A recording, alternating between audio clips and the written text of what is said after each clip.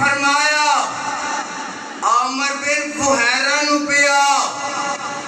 फिर सिद्दीक पीता, ते सब तो आखिर च वहाबियां दे पीर ने पीता। आका आंदे ने माई इजाजत दे असा जाना है, ते माई तरले कर दिए वे मेहमानों, रब दा वास्ता जे शाम तक ठहर जावो, मेरा खामद आएगा तुहाडे चेहरियां दी जियारत कर लवेगा। आका फरमांदे ने अम्मा असी दूर दे मुसाफिर नहीं ठहर सकते, शाम पई एदा खामद आया,